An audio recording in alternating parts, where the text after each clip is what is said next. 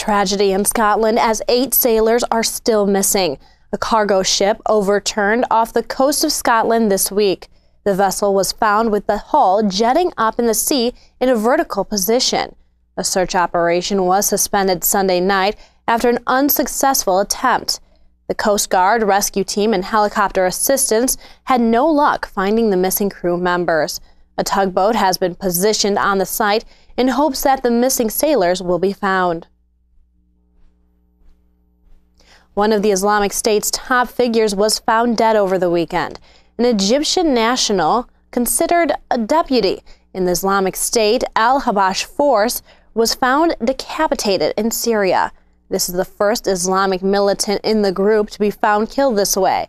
The Islamic State has a history of fighting other insurgents along with punishing its own members.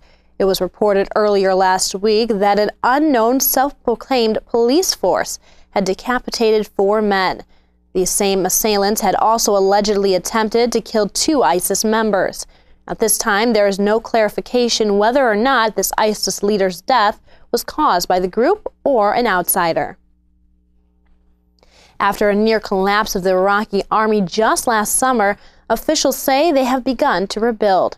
Corruption in the military has led to the removal of over a dozen commanders. Prime Minister Haider al-Abadi said that the army's rehabilitation is in their early steps. This comes after the Islamic State continues to seize Iraqi territory within the last year. Some officials believe that corruption was the main factor in Iraq's loss to the Islamic State. Security officials have confirmed that there are anywhere between 7 and 9 divisions of military force. Before the fight against ISIS, the army had 14 divisions. Iraq's defense minister vowed this week to regain the territory previously lost to the Islamic State. The search continues for the wreckage of AirAsia Flight 8501. Bad weather has caused problems for crews working to find more pieces of the missing plane. Indonesian officials believe that they have found part of the fuselage, along with the plane's tail, but the debris has yet to be examined. The plane's black box may prove clues to the crash, but so far no signal from the box has been emitted. A search and rescue official said that the box could possibly be buried in the bottom of the sea or the muddy water has interrupted its signal. As the weather conditions improve, divers will be able to go deeper into the sea to search. Over 162 people lost their lives on that flight. After the most recent attack on a school in Pakistan, which left 152 people dead, government officials are vowing to stop the Taliban. A Taliban leader has recently released a video stating that there will be more violence towards children. Pakistan is now preparing to try all terror suspects in a military court. Some citizens say that this is not enough and that the courts may be corrupt and unjust. The bill ordering military court for insurgents will be presented to the Pakistani president this week. The military has also made an attempt to fight the Taliban by increasing forces in the northwest tribal areas of the country. A decreasing slide in the price of oil is adding more pressure to the world's top oil suppliers. A barrel for Brent crude fell close to $51 this week. This is the lowest price since 2009. A recent speech from Saudi Arabia's King Abdullah had many financial analysts wondering if supply cuts may be in the future.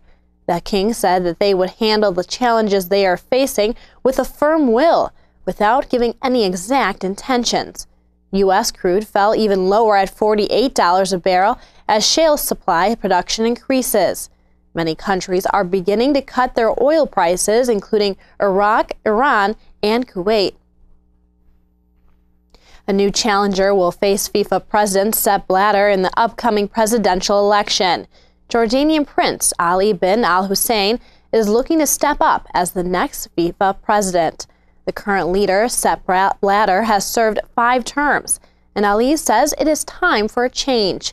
The prince brings up the most recent controversy surrounding the sport. Ali says the headlines should be about football, not about FIFA. The organization has been under countless scrutiny lately since corruption allegations revolving around the Garcia report.